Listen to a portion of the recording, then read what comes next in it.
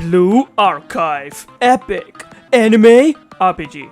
Join Blue Archive, a fantasy RPG with gacha, strategy, and anime school battles. You have been appointed as an advisor to the Federal Investigation Club Chalet, where epic high school stories, adventures, and journeys with anime girls are about to unfold. Located in Kivotos, resolve the endless incidents with epic high school girls and enjoy the gacha life that occur in Kivotos with various epic special girls full of personality and build special memories with them throughout the battles in this epic journey. Victory in this epic animated game with epic high school girls as a team and a gacha world. Prove your RPG strategy. 3D real-time anime RPG battle, adventure, and journey of epic high school girls with detailed RPG animations and skilled cutscenes will keep you glued to the screen. Consider your team's abilities, terrain, strategy, and synergy from each girl to guide them to victory in every epic battle and adventure with your RPG strategic leadership in Blue Archive journey.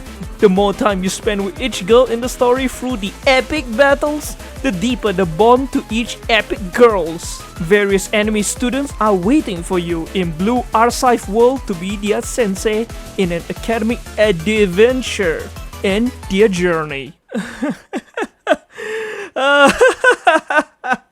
Oh man, what a terrible freaking description. Hi there, my name is X, and in case you were out of the loop following the latest Blue Archive I've Alive event update, Blue Archive Global's title and description in the Google Play Store were also subsequently changed into something more epic. Okay, all jokes aside, when us global players went to the Google Play Store to install the new content last Tuesday, it was found that the game's name was changed to Blue Archive Epic Anime RPG, though the RPG isn't even capitalized, and the description was also adjusted, with multiple popular buzzwords, mainly the word epic, being inserted. I'm unsure what the previous description was, but it was definitely altered, and as you can see, the word epic was used around 13 times in the new title and description. Plus, there were a lot of spelling errors everywhere. Though, as of around last Friday, 25th October, the description was slightly tweaked into something more readable, but the title remains the same. We don't exactly know who was in charge of / responsible for this entire change. It could have been the localization team or some poor intern named Keith who got given such a huge job on his first day, but one thing is for certain, a lot of people, including myself, found the new name and description to be terrible and cringy. So,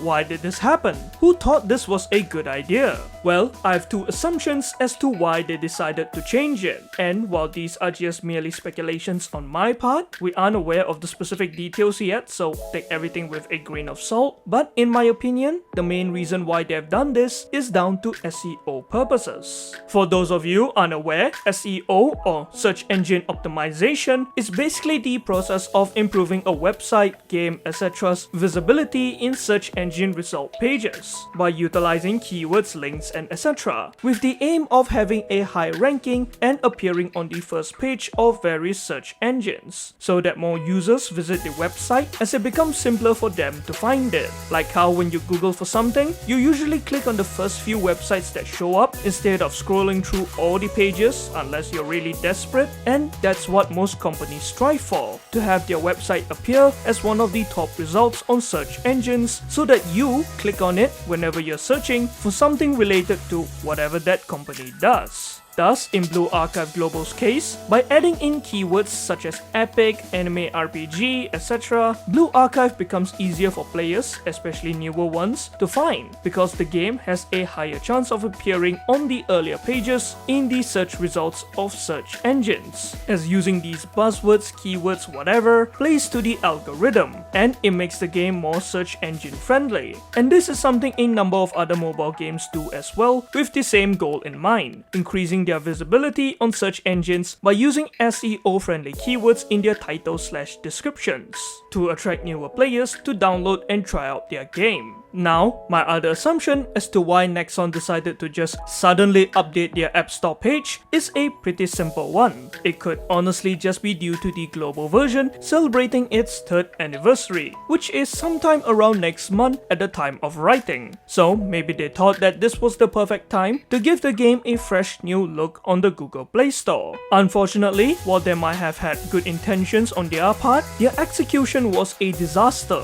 cause the title and description that they changed to was terrible and cringe. And this is most likely a result of Blue Archive's incompetent English localization team. We all know that the English localizers for Blue Archive are rubbish at their job.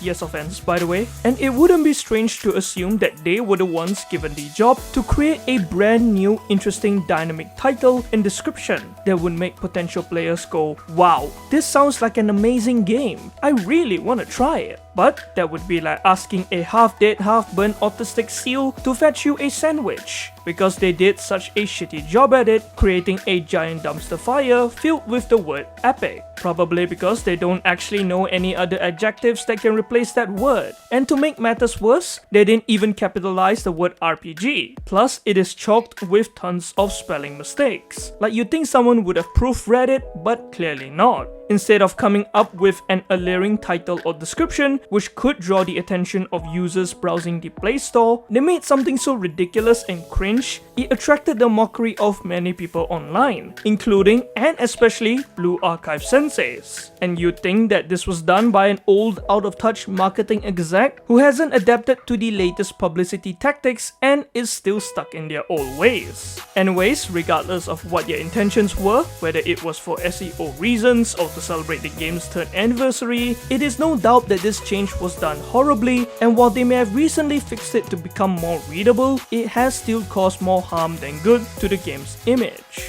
So, what were the reactions to this? Well, it is no surprise that it was met with a lot of ridicule. I mean, when you make something as bad as that, when you already have a bad reputation for rubbish translations, of course people are gonna make fun of you. Following the discovery of the modified title and description, many senseis have made tons of videos, posts, etc. mocking it, with people making memes and constantly calling it the epic anime RPG. Not in a good way. There were also those reacting to it with anger, as they wonder why they are wasting their time making this sudden change, when there's other stuff for them to fix and be worried about, such as the bad English translations and etc. As for my opinion on all these, well, I definitely didn't like the new title and description. In the event that this was for SEO reasons, I do understand why they did it. Like, I totally get that on social media nowadays, you have to play to the algorithm. I can acknowledge that SEO is now part and parcel of the modern digital market and many companies have to do it to survive. I get that, but I also agree that their method of doing it was wrong, i.e. making some cringe-ass title and description by just slapping the word epic every few sentences, not capitalizing the word RPG, and having tons of spelling errors. Plus, if this really was the fault of the English localizers, yeah, I am surprised that they botched it. But overall,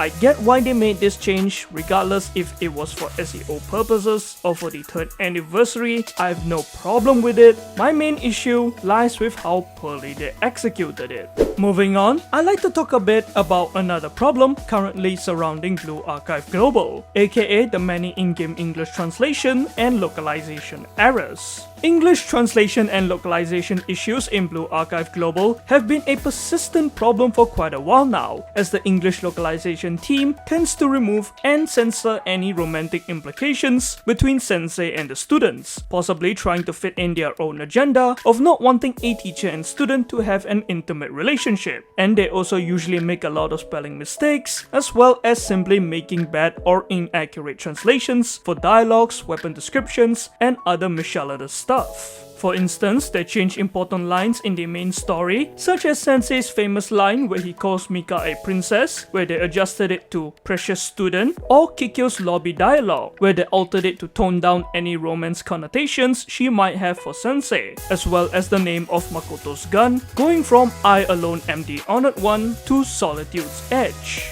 While a lot of these errors have been corrected after they receive complaints from players, it doesn't really fix the issue cause these localization problems still continue to persist, as if they don't learn their lesson. However, this problem has become even worse since lately the game has been rife with translation changes. In the 3rd anniversary update alone, there were a bunch of them. For instance, they changed some existing dialogue in Volume 1 Chapter 3 of the main story when it was perfectly fine before the update, Aoi's speech in her Balancing Books mini-event where it was adjusted to just focusing on work, taking out her bashfulness and removing any intimacy between her and Sensei, tons of mistranslations in the I've Alive event, such as those in the story, as pointed out by Indo Knight, who compiled some of them in his Google Drive link. I'll leave that and his Twitter in the description for you to check out. There's also mistakes for items like this rechargeable cookie, apparently you can charge cookies now, and this is also allegedly a cookie. Not to mention, if we look back over the past couple of months, there have been a number of other localization issues, such as Dress Aru's dialogue being tweaked to undermine romantic interactions, Guide Tsubaki's text being censored, where she doesn't threaten us with a good time by sleeping with us, but instead becomes our sleep paralysis demon, and Ibuki's way of speaking, where she refers herself to I rather than in the 3rd person mode, reducing her cuteness. These are just a few examples, but as you can see, aside from the basic spelling errors, you can kinda tell that a lot of these are being made intentionally, to the point where it results in student or sensei mischaracterization and the context of the story being entirely different. Like I mentioned, they're trying their hardest to censor any hints of romance and intimacy between sensei and the students, again probably because they are a bunch of tourists and they feel that this kind of thing is problematic, so they intend to spread their quote-unquote no lollies agenda because they loathe us and are doing their best to piss us off.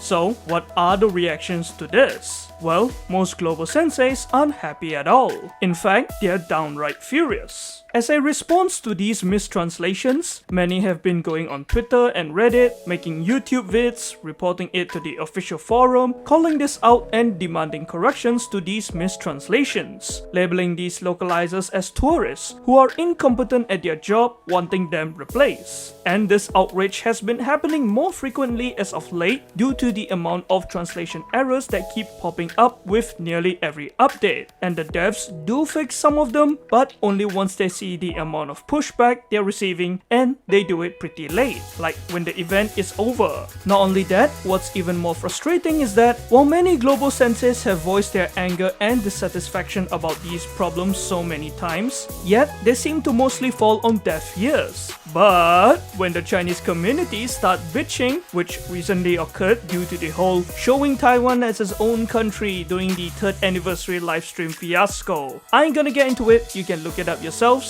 Oh, then Nexon suddenly turns extremely apologetic, bending over backwards trying to suck their cock, issuing apologies on all their social media accounts, whereas for us global players, we haven't even received a single apology or compensation, despite our grievances for the longest time. Now, what is my opinion on this issue? Well, I hate it, and let me explain why. For one, I hate seeing people's enjoyment for new events and excitement for their favorite students be ruined by these false translations. Cause not only does it affect the story by changing the context of certain scenes, but our experience with the new students becomes worse since any intimacy between us and them is removed. Speaking of which, I despise the fact that they try to censor romantic interactions between sensei and his students, just because they think it's problematic and they can't seem to distinguish the difference between reality and fucking fiction. Us global senseis, including myself, love seeing the affections that our students give us, especially our best girls. So for these tourist localizers to take that away from us by toning down or even worse, removing any romance dialogues and not being faithful to the original script in JP is something I find to be egregious, and I hope a lot of senseis share the same sentiment. However, my biggest problem with all these is the many spelling errors that these shitty localizers make. These people are supposed to be professional translators, proficient in the English language, to the point where they are hired to work on a popular mobile game. And yet somehow, for some reason, they're still making silly fucking spelling mistakes everywhere when it is literally the easiest part of their job. Also, who the heck is in charge of proofreading these? How can you literally not spot all these simple spelling errors if I and many other senseis, who aren't professionals by the way, are able to? Listen, if there were only 1 to 2 mistakes here and there every couple of months, sure, I'd understand. Human nature, we all make mistakes. But this has become such a regular occurrence cause almost every time I play a new story or event, I notice a number of them every single damn time. And this pisses me off the most because despite being fucking professionals who are supposed to be good at English and translating, they can't even do their job right cause they don't translate shit properly and stick to the original source, let alone fucking spell words correctly. Like literally Blue Archive players themselves are way better translators and they should hire the many excellent fan translators instead to do their job since their localizers seem to be so inadequate and incompetent. And all we want is for the tourists in the English localization team to fuck right off and be replaced by those who actually care about the game. But alas, our complaints are falling on deaf ears and I absolutely despise that we're being ignored. All this might sound silly, especially to those who don't care about these kinds of things in the game, like maybe you're just indifferent to it or you play Blue Archive just for the gameplay. That's fine, you like what you like, I can respect that. But for those of us who do care about our lovable students, the fantastic stories and events, this is something we truly cherish, cause it's what makes the game enjoyable for us. So for them to constantly ruin our experience with all these mistranslations and whatnot, despite our demands for change, is honestly so infuriating. By the way, I'm not saying that the game is dying, like in my opinion that's just doom posting, but I definitely agree that this is not a good situation at all. One last thing before I end the segment, as angry as we are, we should not be directing our hate to those who have no control over this. And we should also direct our dissatisfaction in a rational manner to the devs, for example by reporting it on their customer support page or replying under their Twitter post, informing them of the issue, and we should do so in a proper manner, not resort to stuff like death threats / violence against them, all those no, cause the Blue Archive community is better than that. Before this video comes to a close, I'd like to end it off on a positive note by briefly talking about Blue Archive JP, which is currently thriving, mind you, due to the latest event, Serenade Promenade. It centers around the Trinity Festival, and good golly gumdrops, they cooked. Well, I can't speak for the event story itself, like I don't know how good it is since I can't read Japanese, but the designs for the new student alts are fantastic, including the non-playable ones. For instance, the new playable idol alts all look amazing. My favorite among them has to be Idol Sakurako, nay, Sakurako-sama. I mean, who can resist such an adorable wappy? And the Gap Moe. If I were in that crowd in her EX animation, I wouldn't be running away. I'd be there screaming with joy. Also, the Idol Mine costume. Ooh, wait, we're going from wappy to wacky cause I'd do anything to bury my face in those smelly, sweaty armpits, especially once she's done with dance practice. We also got Idol Kirino and Idol Fubuki. I love the whole pink donut aesthetic that they're going for. It feels very in theme with Fubuka's, their poses look cute, and I like how Fubuki's hand is lower cause she's less energetic, cute, while Kirino's is higher because she's more high energy, cute. Though a part of me wishes we got Idol Kana as well. Idol Utaha's design is also great. I like her facial expression when she's singing, especially that mouth. It's very similar to the karaoke scene in the third PV, and you never expect a Meister like Utaha, who works with technology and stuff, to be dressed up in like a kimono and to be into traditional music like Enka. Not only that, we got bad girls for life in the form of Idol Serika and Idol Ayane, and oh man, their designs are top notch. I love the goth vibe they give off in their costumes cause it is a stark contrast to their pure personalities. And might I say, they look really hot. The all-black color scheme with the hat, Serika's asymmetrical designs like one leg has tights while the other doesn't, the punk accessories like the gloves, bracelet, belts and necklace, the serious expressions on their faces as if they're staring at a piece of human dirt, god damn. It might have awakened a masochistic side in me cause I want these bad bitches to dominate me. There's also idol Ichika who's looking very handsome and majestic like a prince. I can definitely see her being the rerun unit in the future cause she doesn't have an ult yet. Plus, can we also talk about how beautiful dressed Tsurugi looks? Holy shit, the devs went all out on her new design. She looks absolutely stunning in that giant dress, and combined with that shy expression, that beautiful face with her hair down and those black wings. Tsurugi bros, y'all are winning cause y'all got a real princess on your hands. Finally, we got the Ass Gang in their Halloween costumes, and to be honest, they're my favorite of the bunch. We got Frankenstein Natsu who looks really cute, Kazusa who's looking mighty sexy in her natural Kaf Paluk costume, though I wonder how or where is that tail connected to. Irie Voorhees, whose death stare is enough to make me scaroused, and it's the last thing you Min Choco haters see because she about to beat yo ass with that baseball bat. And we finally have Mami Yoshimi, and allow me to say this. Whoa, Mami Yoshimi! I wish I were those bandages!